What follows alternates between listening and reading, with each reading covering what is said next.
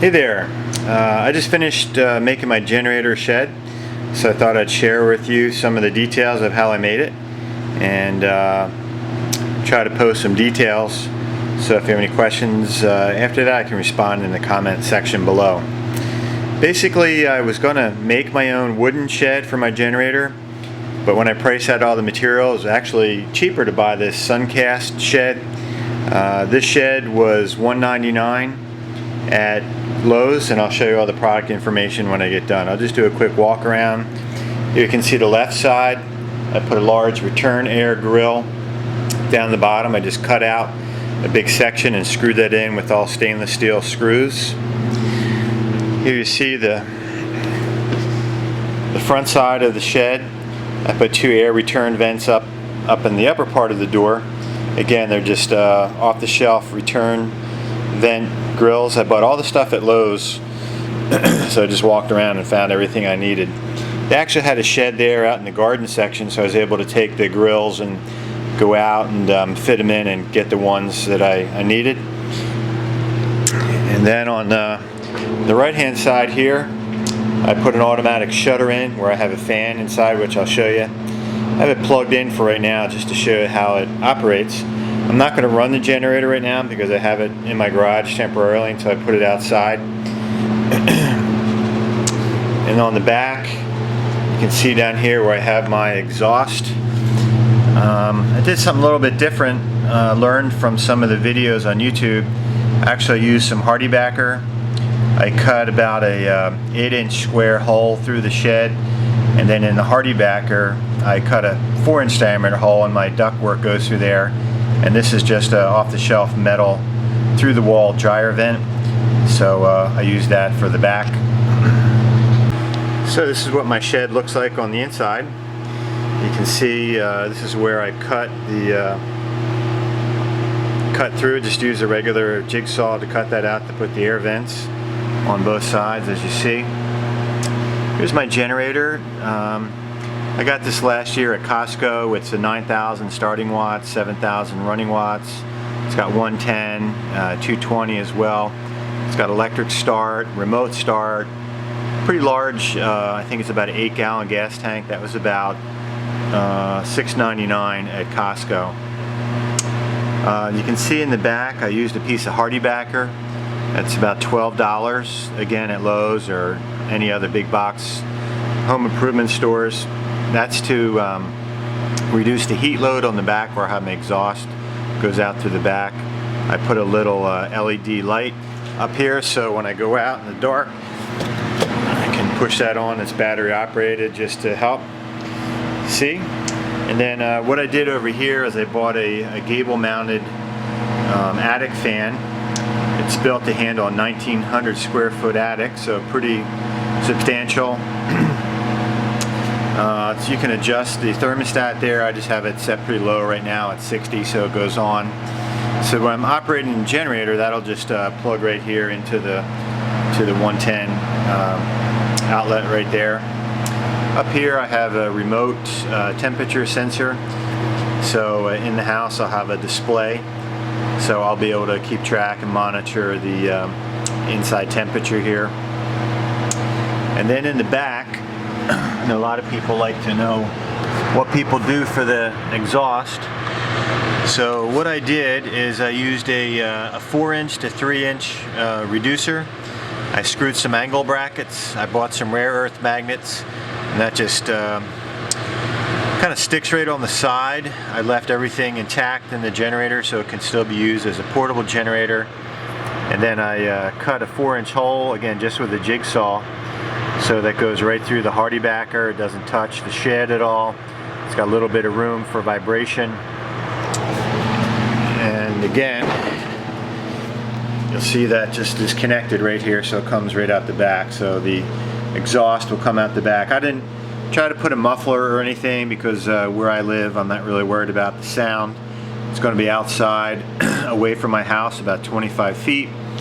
So I'm not really concerned about quieting the noise. I just wanted to get the heat out of the shed so the generator can run more smoothly.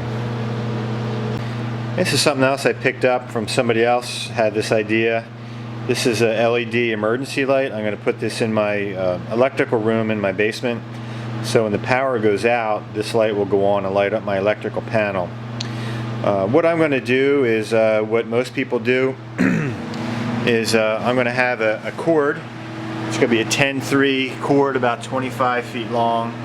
It's going to connect right into the 220 outlet right there, and then I'm going to have a 30 amp breaker in my house with a lockout switch that will be connected to an outlet. So I'll have two male plugs, one connecting to the generator, one connecting to the outside outlet, and that will be wired directly to a 30 amp breaker in my panel. And then I'll have a lockout switch, so the main has to be turned off before the generator power can go on. I know there's a lot of other videos of how you can do that, so I'm not going to go into that. And again, this is all going to be mounted outside, actually on a platform, because I do have some flooding issues in my area. It's going to be elevated up on a 4-foot high platform.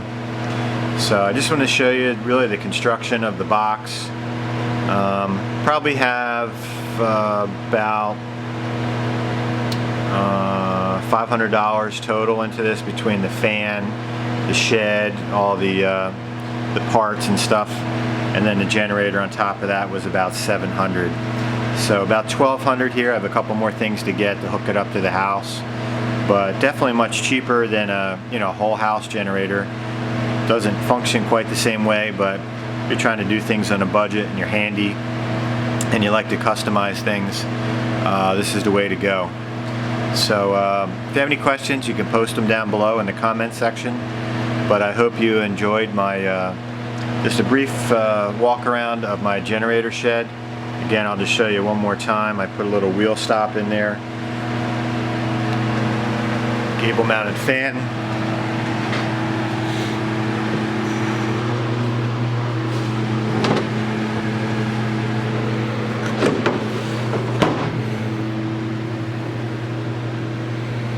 Here's the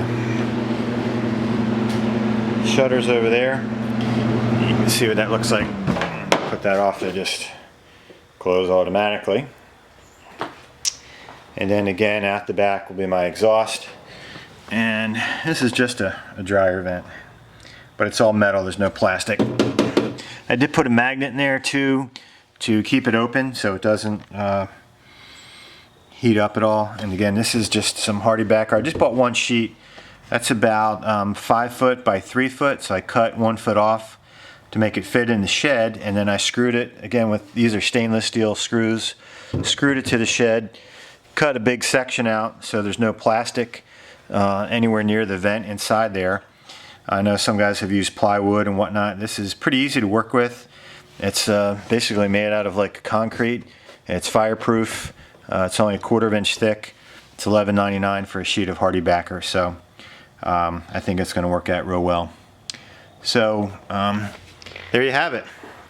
Hope you get some good ideas. And what I'll do is I'll post some pictures once I get it mounted outside and have it all hooked up to my house. But thanks for watching. Talk to you later. So here I'm going to show you some of the parts that I used to make the shed. The large return air grill there, that is a 20 by 20, and again, all this stuff was bought just off the shelf at Lowe's. Just kind of walk around and find the right ones. I use some smaller ones for the other sides. This is the product information for the shed. It's a horizontal utility shed from Lowe's. Probably have the same thing at Home Depot. Here's the product number. I don't know if you can see that. Here's my display. So this will be in the house. This has your inside temperature and your outside temperature. The lower one is the outside temperature, so that's that sensor that I showed you. Will be inside the shed, telling me what the temperature is inside the shed when it's operating. This is what